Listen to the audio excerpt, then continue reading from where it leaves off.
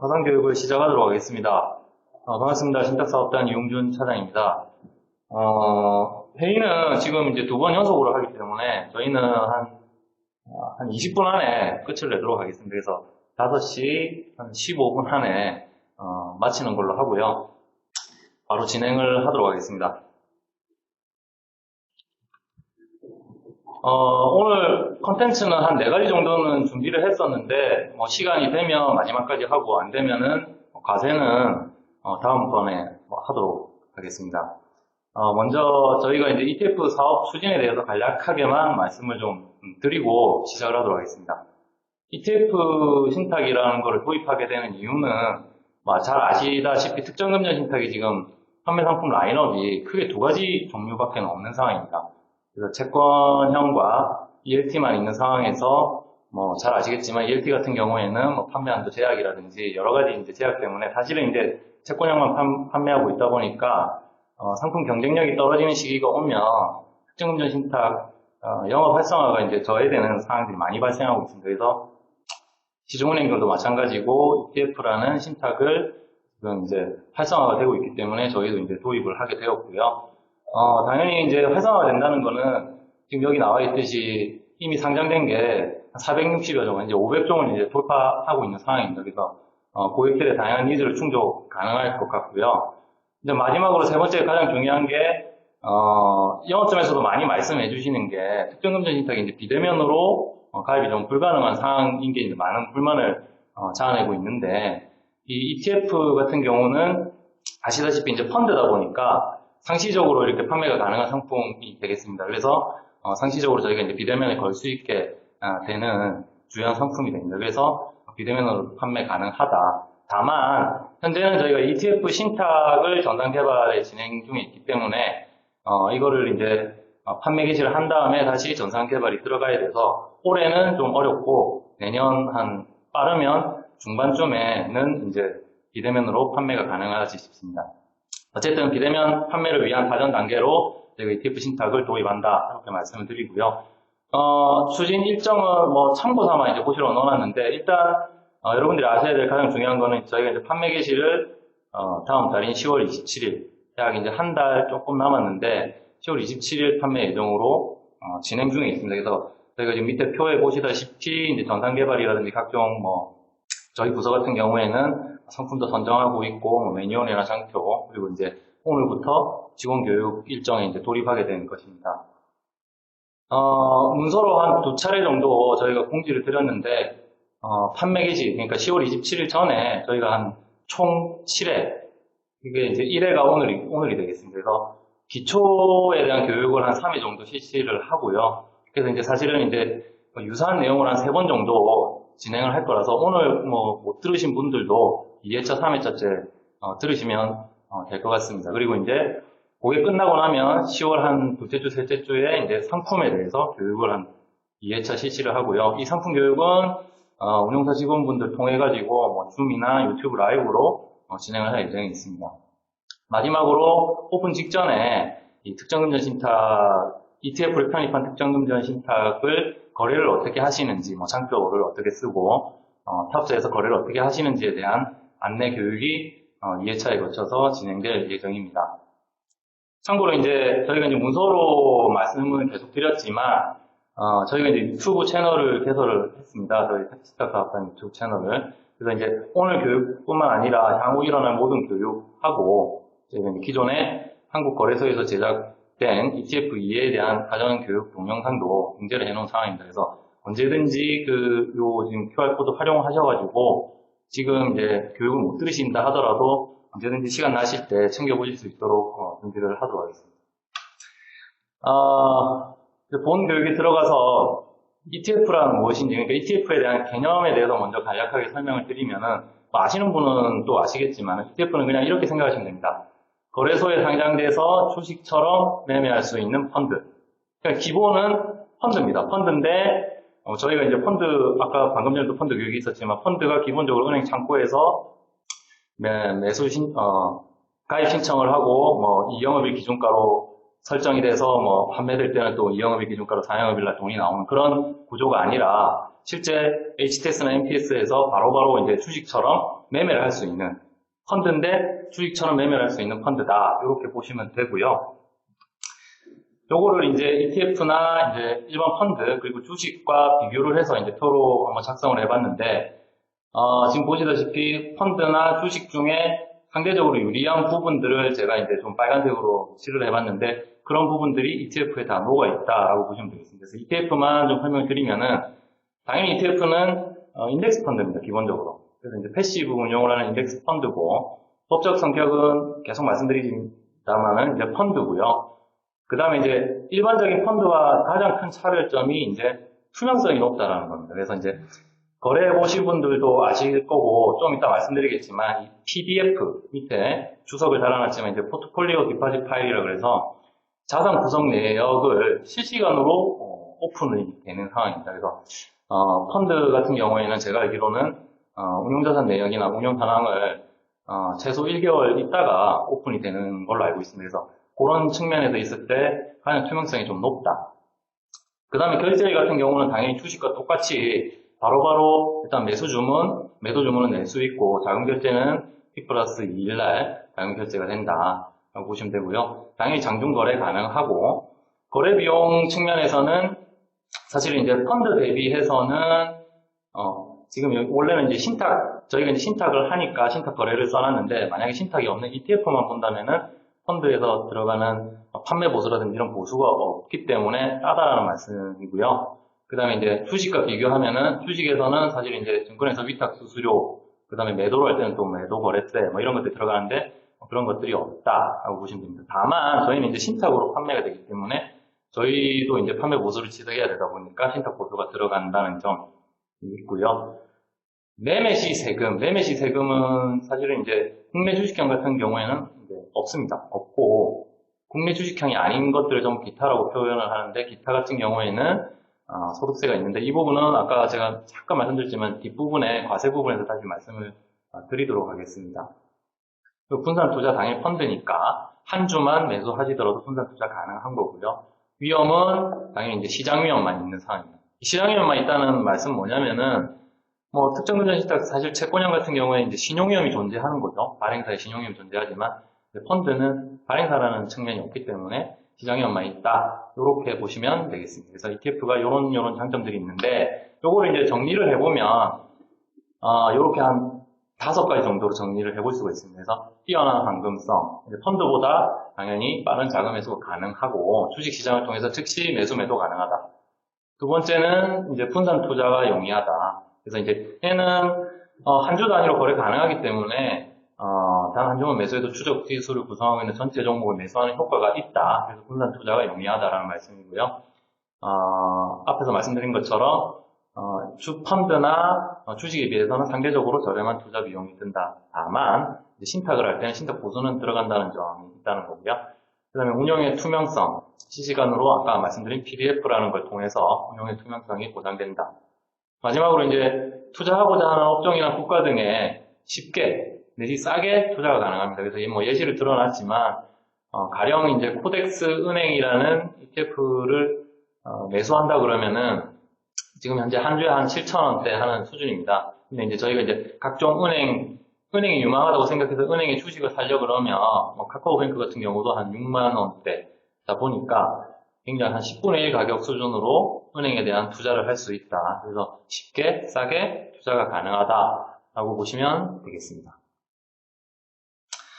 그래서 ETF의 이제 시장 규모에 대해서 이제 간략하게 좀 말씀을 드릴 텐데요. 일단 뭐 지금 보시면은 2014년도만 하더라도 한 20조 수준에 불과하던 ETF 규모가 지금 현재 60조를 돌파한 상황입니다. 그래서 급격하게 성장을 하고 있는 상황이고 여기서도 보시다시피 2년 전에 대비해가지고 이 개인 투자자들의 투자 규모 자체가 2배 이상 늘어난 상황입니다.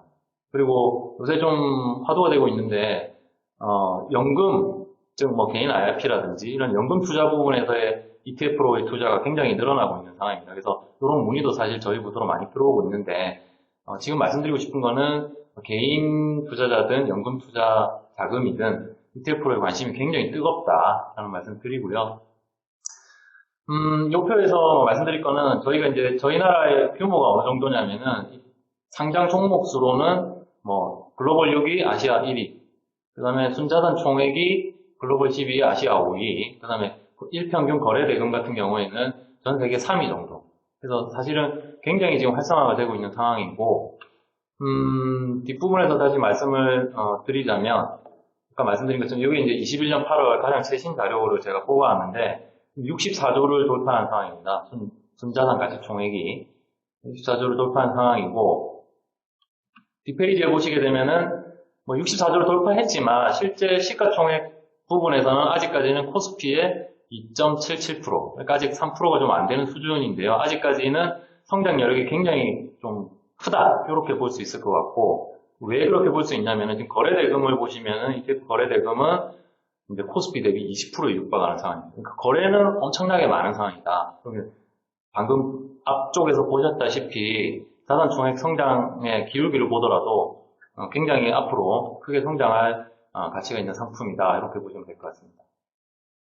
요거는 이제 뭐 참고로 보시면 되고요. 뒷부분에 잠깐 설명드리겠지만 이렇게 많은 카테고리들이 있는데 잘 보이시나 모르겠습니다만은 국내 주식, 해외 주식, 뭐 채권, 부동산 이렇게 이제 카테고리를 나눠봤을 때 국내 주식 부분에 약 한 50%, 절반 부분 이상 국내 주식에 이제 대부분 투자를 하고 계시고요. 그 중에서도 이제 시장 대표가 약 전체 100 중에 한 30%. 시장 대표라 하면 코스피 200, 뭐 코스닥, 뭐 S&P 500은 이제 해외 시장 대표가 될 텐데 그 나라를 대표하는 가장 대표적인 지수에 투자하는 ETF라고 보시면 되겠습니다. 그런 쪽으로 지금 이제 자산총액 비중은 가장 높은 상황이고, 뒷부분에 이제 나오는데, 여기를 먼저 보시게 되면은, 순자산 총액 기준으로 탑10 ETF를 한번 뽑아보면, 제가 방금 소개해드린 것처럼, 코덱스 200이 결국 이제 코스피 200에 투자하는 국내 주식형 시장 대표 ETF입니다. 이 ETF가 순자산 기준으로 가장 높은 ETF인데, 약 이제 5조 5천억에 육박하는 상황이고요. 타이거 200은 미래에셋 자산운용이 운용하는 ETF인데 똑같은 상품입니다. 코스피 200을 추종하는 ETF인데 얘가 2위로서 한 2조 3천. 얘네 합치면은 한 8조 정도에 육박하는 수준이니까 전체에서 10분의 1을 정도의 10분의 1을 넘는 수준으로 이 시장 대표 국내 주식형으로 운영이 되고 있다고 보시면 되고, 지금 이 부분을 잘 보시면은 코덱스, 그리고 이제 타이거. 코덱스는 이제 삼성자산운용의 브랜드고요. 타이거는 이제 미래에셋 자산운용의 브랜드입니다. 그래서 지금 순자산운용의 탑10을 보면 운용사 두 개의 펀드들로 다 채워져 있는 상황입니다. 그래서 다시 설명드리겠습니다만은 요 두 개 운용사가 ETF 시장을 좀 지배하고 있다, 이렇게 보시면 되고요. 지금 올해 연초 이후 순증 상위 탑10을 보시면은 타이거 차이나 정기 솔렉티브라는 ETF가 1조 8천인데 사실 여기 보시면 여기 있습니다. 그래서 지금 5위, 순자산 총액 5위인데 전체 잔액이 1조 9천억인데 올해 증가한 게 1조 8천억입니다. 그래서 얘가 지금 가장 핫한 ETF라고 보시면 되는데, 여기도 타이거, 뭐 코덱스 딱 하나 이제 KB 자산운용계 하나 들어와 있고, 순증 상위 탑10도 두 개 운용사가 다 지배를 하고 있다고 보시면 되겠습니다. 그래서 다시 앞장으로 넘어오면 방금 말씀드린 내용들입니다. 그래서 삼성자산운용의 브랜드가 코덱스, 미래에셋 자산운용의 브랜드가 타이거, KB는 KB스타 이렇게 돼 있는데 거의 이 두 개 회사가 순자산 총액 기준으로는 80% 정도 시장 점유율을 확보하고 있는 상황이고요. 사실 이제 거래대금 측면에서 보면 코덱스가 거의 7할에 육박하는 상황입니다. 그래서 당연히 이제 거래대금도 이 두 개사가 거의 지배를 하고 있지만 코덱스가 월등하게 거래가 많이 일어난다라는 거를 좀 말씀을 드리고요. 사실 저희도 이제 상품 선정 단계에 있지만은 그 초창기에는 이 코덱스랑 타이거, 그러니까 삼성자산운용과 미래에셋 자산운용의 대표 펀드 위주로 10개 정도 지금 생각을 하고 있습니다. 그래서 이런 부분들로 이렇게 두 개 회사가 시장을 좀 지배하고 있다는 말씀을 드립니다. 다음으로 이제 ETF의 실질적인 이외와 거래에 대해서 간략하게 좀 살펴보도록 하겠습니다. 방금 말씀드렸다시피 이제 ETF는 이제 펀드명을 보면 약간 이 성격을 좀 알 수가 있습니다. 그래서 이 펀드를 보시게 되면 타이거 미국 S&P 500 PR 레버리지 합성 H라고 되어 있는데, 사실 타이거는 아까 말씀드렸다시피 이제 브랜드고요. 미래에셋 자산 운용의 브랜드입니다. 그리고 미국, 요거는 이제 미국 투자 지역이고 추종하는 지수가 S&P 500. PR은 사실 중요하지 않은데 이제 분배 여부에 대한 거고요. 뒷부분에 설명이 있습니다. 그리고 레버리지가 붙으면은 이거는 잘 아시다시피 이제 레버리지를 하는 추적 배수가 있는 펀드라고 보시면 되고요.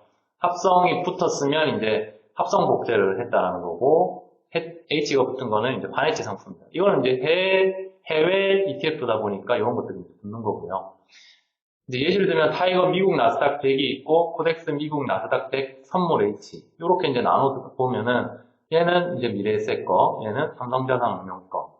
이제 나스닥 100에 투자하는 거는 같지만은 얘는 미국 나스닥 100 현물 지수에 판을 오픈해서 투자한다. 얘는 나스닥 100 선물 지수에 한해치 투자한다. 이렇게 이제 펀드 성격을 펀드명으로 파악하실 수 있다. 이렇게 보시면 되겠습니다. 그리고 아까 PR, TR을 말씀드렸는데, 사실 이제 대부분의 ETF는 이제 PR이라고 보시면 돼요. 그래서 이제 PR, TR의 구분이 잘 없고, TR이 혹시 있으면 TR이라는 단어가 아마 붙을 거거든요. TR은 이제 흔히 이제 지금 지점에서 판매하고 계시는 이제 일반 펀드들이 보통 TR 개념입니다. 재투자가 이제 자동으로 펀드에서 일어나는 거고, PR은 뭐냐면은 분배금이 들어오면 일단 현금으로 그냥 캐시로 박히고 얘의 재투자는 고객이 알아서 해야 된다는 겁니다. 근데 일반적으로 분배금 처리는 이 PR 형태로 된다고 보시면 되고 ETF는요. 그 부분은 또 다음에 자세히 말씀을 드리도록 하겠습니다. 그리고 이제 실물 합성이 있었는데 ETF가 이제 지수 추종이다 보니까 결국에는 그 지수를 복제를 해야 되지 않겠습니까? 그래서 복제 방식입니다. 그래서 실물 복제, 합성 복제가 있고요. 실물 복제를 하면 말 그대로 코스피 200이다 그러면 200개 종목을 실제로 그대로 비율대로 종목과 비율 그대로 해가지고 복제해서 매수 매도를 하느냐라고 그런 상품들을 실물 복제라고 보시면 될 것 같습니다. 근데 이제 원자재나 실물 복제가 어려운 기초지수 같은 경우에는 이제 실제로 실물을 매수 매도해서 복제할 수 없기 때문에 그런 애들은 이제 수학 거래를 통해서 지수를 복제하게 됩니다. 그런 것들을 이제 합성 복제라고 한다. 이렇게 보시면 될 것 같습니다. 실물 복제, 합성 복제는 방금 말씀드렸지만 이 설명을 다시 한번 쭉 보시면 이해가 충분하실 것 같고요. 보통 이제 종목수가 작으면 이제 완전 복제가 됩니다. 아까 탑10 이런 애들이 있었는데 그거는 이제 시가총액 상위 10종목을 추정하는 ETF인데 10종목 같은 경우에는 종목이 작다 보니까 완전 복제가 이제 가능한 거고요. 코스피 200이다. 그러면 사실은 이제 100% 완전 복제 불가능하기 때문에 부분 복제 형태로 이제 들어가게 될 겁니다. 합성 복제는 아까 말씀드린 것처럼 해외 이머징 국가 ETF다. 저희 국내 운용사가 그런 것들을 실물로 완전히 복제가 불가능하기 때문에 이렇게 수학거래 상대방과 기초지수의 수익률을 서로 주고받으면서 복제를 하는 방식을 합성 복제라고 한다. 이렇게 이해를 하시면 되겠습니다. 요거는 이제 ETF 상품의 이제 예시고요. 지금 계속 앞에서 말씀드렸다시피 요거는 삼성자산운용의 라인업입니다. 그래서 이제 국내 주식은 이렇게 코스피 200이나 섹터형으로는 IT 자동차, 섹터형은 뒤에서도 말씀드리겠지만 주로 업종이라고 보시면 되겠습니다. 그리고 이제 요새 핫하게 치고 들어오는 애들이 이제 전략 내지는 테마형 ETF들이 있다. ESG나 2차전지 이런 애들은 이제 테마형 ETF라고 분류된다라고 보시면 되겠습니다. 나머지 부분들은 아마 읽어보시면 충분히 이해 가능하실 거고요. 미래에셋 자산운용도 이런 식의 ETF 대표 라인업들이 있다. 참고하시면 될 것 같습니다. 그래서 ETF 유형은 방금 말씀드렸지만 일단 시장 대표 ETF라고 부르는 애들이 이제 대표 시장 지수에 투자하는 애들. 그런 지수가 뭐냐면 코스피 200에 투자 내지는 KRX나 나스닥, S&P 500에 투자하면 시장 대표 ETF다. 즉 우리가 흔히 쉽게 알 수 있는 국가 대표 지수에 투자한다. 그런 애들이 시장 대표 ETF다 보시면 되고요. 코스피 200에 투자하는 것 중에 가장 큰 애들이 아까 말씀드렸지만 코덱스 200, 타이거 200, 코스피 200, 이렇게 200이 들어간 애들이 우리나라 애들이 이제 코스피 200에 투자하신다 보면 되겠습니다. 섹터 ETF는 전통적인 어떤 산업 구분, 업종 구분에 대해 투자를 한다. 그 업종 구분은 예를 들면 반도체, 은행, 건설기계, 에너지화학. 전통적인 산업 구분을 구분해서 이런 업종 대표 주식에 투자하는 ETF다. 이렇게 이해를 하시면 되고요.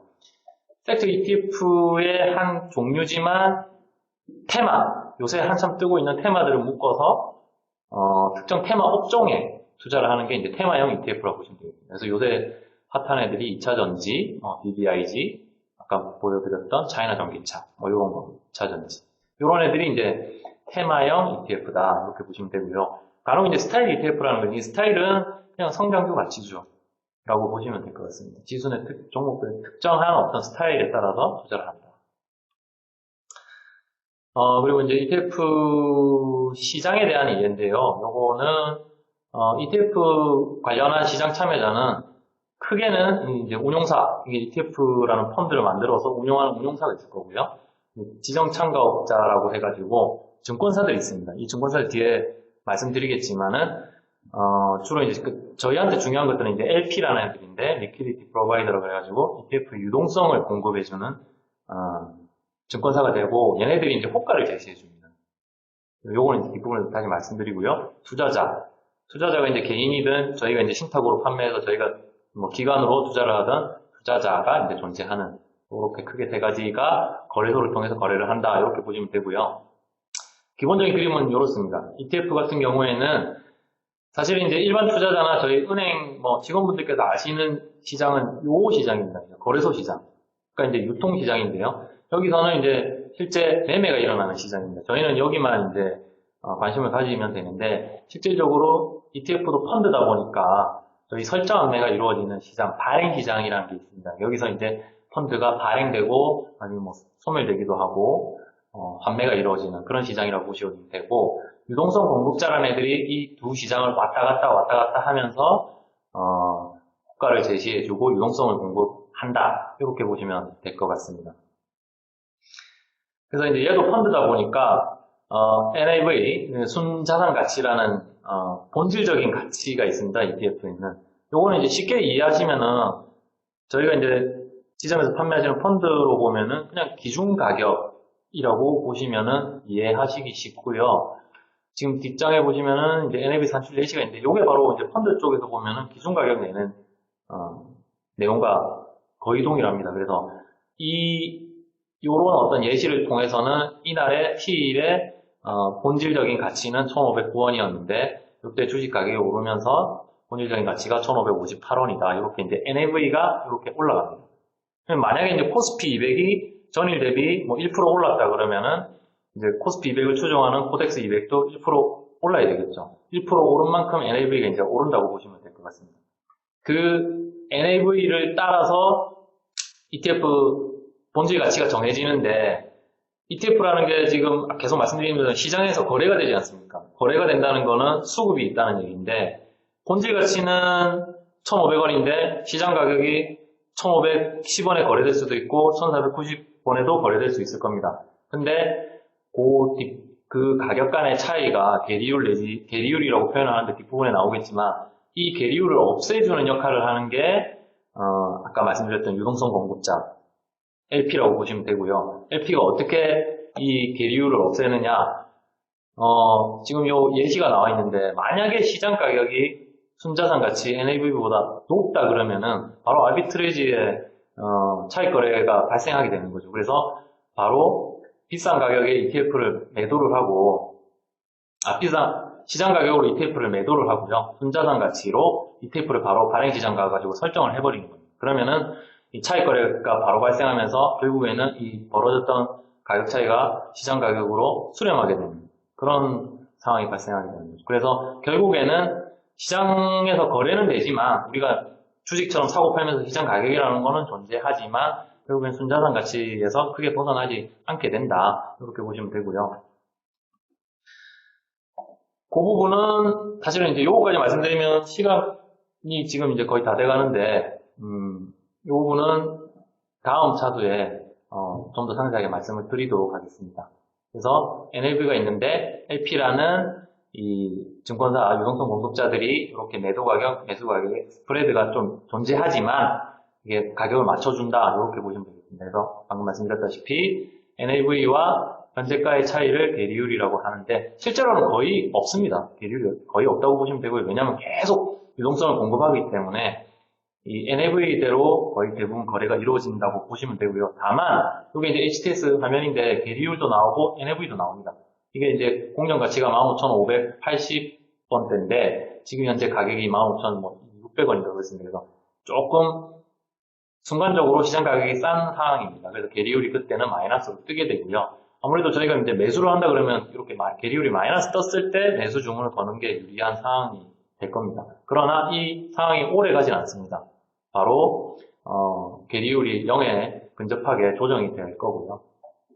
하나 더 아셔야 되는 거는 이 순자산 가치와 실제 기초지수 간에 오차가 생길 수도 있습니다. 요거는 이제 추적 오차라 그러는데 요거는 운용사의 운용 능력이라고 보시면 되겠습니다. 그래서 만약에 추적 오차가 여기도 이제 추적 오차가 있거든요. HTS도 추적 오차가 0입니다. 0이 아주 정상적인 상황이고요. 코스피 200이 1% 올랐는데 이 NAV가 1% 올라야만 추적 오차가 0이 되겠죠. 근데 이걸 추적 오차가 발생한다는 거는 운용사가 이 지수, 벤치마크 지수를 제대로 추정하게 운용을 하지 못한다고 보시면 되겠습니다. 그래서 이 추적 오차 관리는 저희가 상품 선정할 때부터 확실히 봐서 선정을 할 거고요. 계리율은 아마 이제 지점에서 거래하실 때 이 계리율 지표는 좀 유심히 보시면서 거래를 하시면 좋을 것 같습니다. 그래서 이제 계리율 발생 원인은 요런 것들이 있다. 요거까지 지금 말씀드리기에는 좀 시간이 좀 부족한 것 같고요. ETF 활용 전략은 일반적인 그 펀드 투자 전략과 유사하다고 보시면 코어 세틀라이트 전략, 국가별 배분 전략, 적립식 거치. 저희도 이제 적립식으로 이제 특정 금전 신탁을 적립식으로 이제 판매할 수 있는 게 ETF가 들어오면서 그것도 개발을 하고 있으니까요. 이런 것도 하실 수 있다 이렇게 보시면 될 것 같습니다.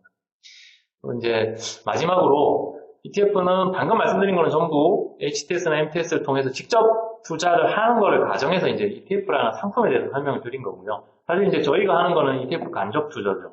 ETF 간접 투자는 크게 시중에 나와 있는 게 이렇게 세 가지라고 보시면 되겠습니다. ETF 펀드, ETF 신탁, ETF 랩이라는 게 있는데 사실 이제 ETF 펀드라는 거는 ETF도 펀드인데 또 펀드로 싸서 팔다 보니까 이제 재간접 펀드 형태가 될 겁니다. 근데 얘는 ETF 투자가 가지고 있는 맨 처음에 말씀드렸던 각종 장점들이 많이 희석이 되기 때문에 요거는 크게 이제 메리트가 없어 보이고요. ETF 랩은 사실 증권사에서 투자 일임을 하는 형태이기 때문에 요거는 내가 투자자가 어떤 종목을 선택한다거나 가격을 지정한다거나 이런 의사결정에 대한 그런 것들이 없다고 보시면 되겠습니다. 그래서 절충점 ETF를 간접 투자하면서도 ETF의 장점을 가장 살릴 수 있는 방법이 ETF 신탁이다 보시면 되고요. ETF 신탁의 장점은 결국 이제 거래가 편리하다. 은행 지점이 많고요. 이제 모바일 거래. 지금 저희는 당장은 안 되지만 이제 모바일 거래 가능하고요. 그 다음에 직접 종목이나 수량, 가격 선택에 대해서 어떻게 보면 이제 부담이 좀 덜어지는 상황이 있습니다. 왜냐하면 은행의 직원하고 상담을 하는 거죠. 개인이 HTS나 MTS에서 내가 직접 종목을 고르고 직접 가격을 선택해서 매수 주문 단추를 누르는 거에 대한 부담을 말씀드리는 겁니다. 그러면 어느 정도 해소시킬 수 있다. 그리고 간접 투자 상품, 다른 간접 투자 상품인 랩이나 펀드에 비해서는 직접 투자에 가깝다. 그래서 상담을 통하긴 하지만은 종목이라든지 가격, 수량에 대해서 선택권이 투자자한테 있다라는 말씀입니다. 적립식 투자가 가능하다. 이런 것들이 장점이고요. 단점은 아무래도 직접 ETF를 내가 사는 것보다는 신탁 보수가 발생하니까 비용이 좀 든다. 이건 이제 간접 투자면 어쩔 수 없는 상황이고요. 그리고 이제 시장에서는 아까 말씀드린 것처럼 한 500종목이 되는 ETF를 전부 다 투자할 수 있겠지만 저희는 500종목을 라인업을 걸 수 없기 때문에 ETF 전 종목에 투자 불가하다는 단점 아닌 단점이 있을 수 있겠습니다. 그리고 이제 요거는 사실 이제 맨 마지막 교육 때 말씀드리겠지만 저희가 이제 지정가 주문을 내릴 수는 없습니다. 그래서 시장가 주문이라고 보시면 되고요. 고객이 매수 신청이 딱 들어왔을 때 가장 그 시기에 시장가로 체결이 되는 거지 고객이나 이 종목 10,000원에 살래 딱 지정가로 주문을 낼 수는 없습니다. 그래서 시장가로는 주문이 가능하나 지정가로는 주문이 불가하다 정도의 단점이 있을 수 있습니다. 마지막으로 이제 ETF 정보 조회인데요. 요거는 이제 WM 시스템, 저희 다행 내 WM 시스템을 통해서도 조회 가능하시고요. 그리고 이제 요새 모바일로 충분히 활용 가능합니다. 요 지금 가운데 보시는 부분이 PDF라고 보시면 되겠습니다. 그래서 사실 네이버에서 그냥 코덱스 200 치시면 바로 이런 화면들이 뜨고요. 여기서 단추 하나 누르시면은 바로 이 실시간으로 구성 종목과 비율 등이 바로 조회가 가능하다. 이렇게 보시면 되고요. 요거는 이제 제가 이렇게 그 관심 종목으로 설정해 놓은 애들입니다. 그래서 이렇게 관심 종목도 설정해서 보실 수 있다. 이렇게 보시면 될 것 같습니다. 시간이, ETF 과세는 지금 설명드리지는 못할 것 같고요. 시간이 부족하다 보니까 굉장히 급하게 설명해 드렸는데, 서두에 말씀드린 것처럼, 유튜브를 통해서라든지 아니면은 2차, 3차 교육이 계속 계획되어 있기 때문에, 그때 많이 좀 참여를 해 주시고요. 금요일인데 고생 많으셨습니다. 수고하셨습니다. 마치도록 하겠습니다.